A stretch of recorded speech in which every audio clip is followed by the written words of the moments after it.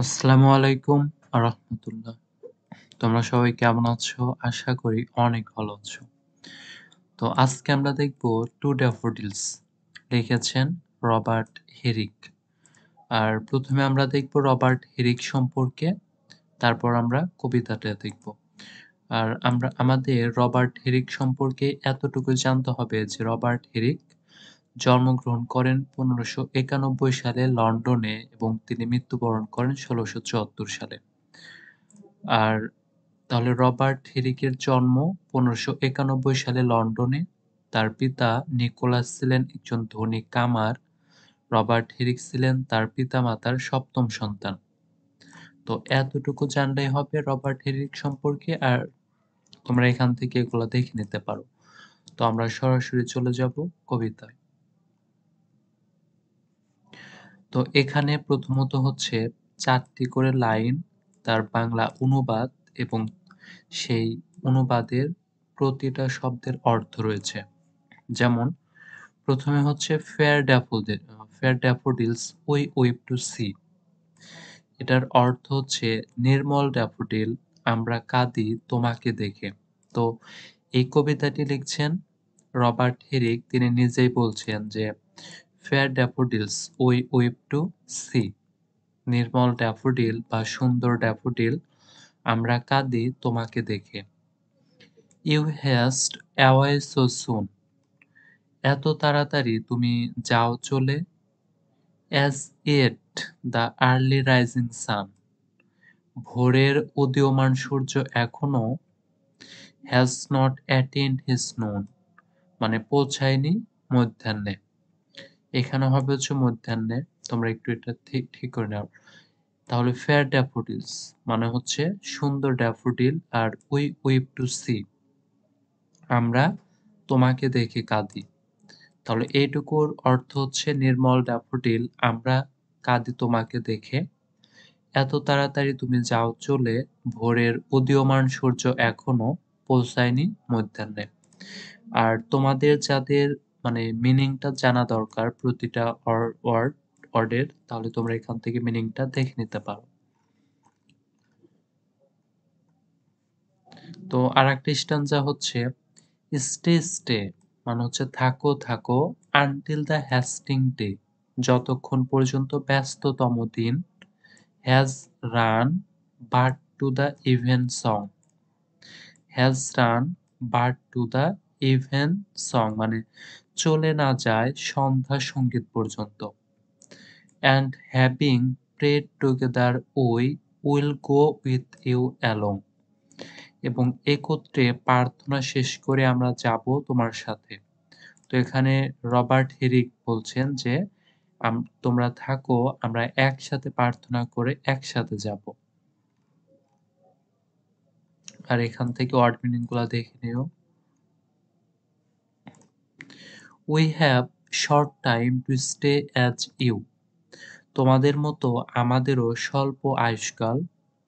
We have as short spring, আমাদের জীবনও বসন্তের মতো সংক্ষিপ্ত। As quick a growth to meet decay, দ্রুত বৃদ্ধি যেন দ্রুত নিঃশেষ। অ্যাজ ইউ আর এনিথিং, তোমাদের বা অন্য কিছুর মতো। তাহলে উই হ্যাভ আমাদের আছে, শর্ট টাইম অল্প সময় বা স্বল্প আয়ুষ্কাল। এখানে শর্ট টাইম বলতে মানে মানুষের জীবনের যে সংক্ষিপ্ত সময়টাকে সেটিকে বোঝানো হচ্ছে। আর এখানে we have a short spring মানে বসন্তের মতো এখানে হচ্ছে আমাদের জীবন স্বল্পকাল। তো এখানে হচ্ছে আসলে এটা সিমিলি ব্যবহার করা হয়েছে এখানে, যে we have a short spring. তাহলে এখান থেকে তোমরা শব্দের অর্থগুলা দেখে নিও।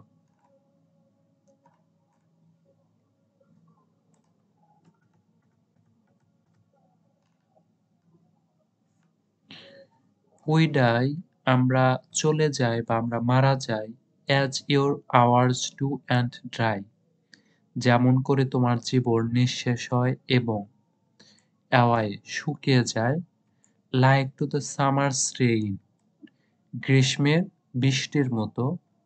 Or as the pearls of morning's dew, কিংবা ভোরের শিশির বিন্দুর মতো, never to be found again, কখনো পুনরায় খুঁজে পাওয়া যায় না। তো এইখানে রবার্ট হেরিক আসলে মানুষের জীবনের সাথে ড্যাফোডিলের যে সংক্ষিপ্ত সময়টা, এই মেইন বিষয়টাই হচ্ছে মানে এই টু ড্যাফোডিলস কবিতার থিম। আর এটা হচ্ছে ওয়ার্ড মিনিং। তো আমরা কবিতাটা শেষ করলাম। এবার শুধু যে বাংলা সেটি দেখে নাও যে নির্মল ড্যাফোডিল, আমরা কাঁদি তোমাকে দেখে, এত তাড়াতাড়ি তুমি যাও চলে, ভোরের উদীয়মান সূর্য এখনো পৌঁছায়নি মধ্যাহ্নে, থাকো থাকো যতক্ষণ পর্যন্ত ব্যস্ত দিন চলে না যায় সন্ধ্যা সঙ্গীত পর্যন্ত, এবং একত্রে প্রার্থনা শেষ করি আমরা, যাব তোমার সাথে।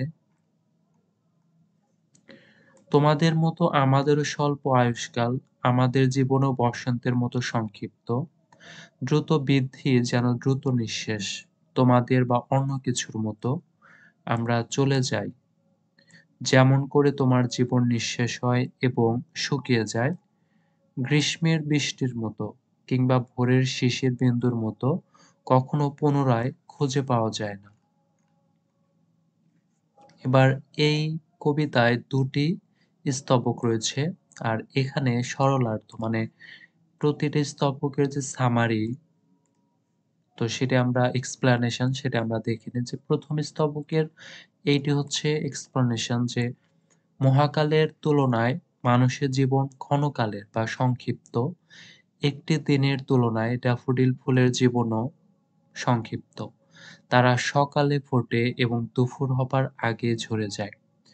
ড্যাফোডিল ফুলের জীবনকাল দেখে কবিতায় ব্যথিত, তিনি পরম মমতায় ড্যাফোডিল ফুলদের অন্তত সন্ধ্যা হওয়া অবধি বাঁচতে অনুরোধ করেন, যেন সন্ধ্যাকালীন প্রার্থনা শেষে কবি নিজে ফুলদের সাথে একত্রে ঝরে যেতে পারেন বা মরে যেতে পারেন।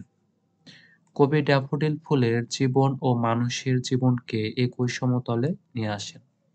তো এটা হচ্ছে দ্বিতীয় স্তবক। যে প্রথম স্তবকে ফুল ও মানুষের জীবনের যে উপমায় কবি ফুল ও মানুষের জীবনকে সমান্তরাল করেন, সেই উপমাটিকেই আরো দুটি উপমা দিয়ে মূল বক্তব্যকে বেগবান করেন। গ্রীষ্মের বৃষ্টি ক্ষণস্থায়ী, ভোরের শিশির বিন্দু সূর্যের আলোয় মুক্তা হতে না হতে ঝরে পড়ে অদৃশ্য হয়ে যায়, সবকটি উপমায় মানব জীবনের ক্ষণস্থায়িত্বের কথা বলে। তো এই টু ড্যাফোডিলস কবিতায় আসলে রবার্ট হেরিক মানুষের জীবন স্বল্পকালের বা ক্ষণস্থায়ী এবং ড্যাফোডিলের যে সংক্ষিপ্ত জীবন, এই দুইটি সংক্ষিপ্ত জীবনের মধ্যে তিনি আসলে কম্পেয়ার করেছেন। তো এবার হচ্ছে সারাংশ যে ড্যাফোডিল, এটা হচ্ছে সামারি বা সারাংশ। ড্যাফোডিল কবিতায় কবি সুন্দর ড্যাফোডিল ফুলের ক্ষণস্থায়ী জীবনের জন্য দুঃখ প্রকাশ করেছেন।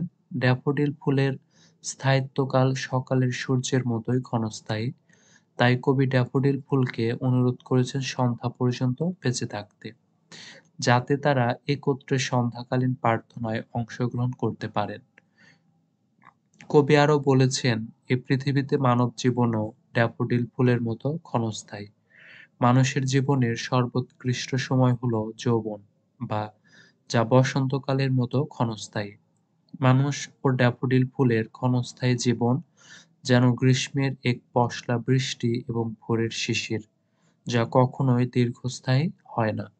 মোট কথা, কবি এই কবিতায় বোঝাতে চেয়েছেন যে সকল সৌন্দর্যই ক্ষণস্থায়ী। তো আজকের আমরা দেখলাম রবার্ট এরিকের টু ড্যাফোডিলস কবিতা।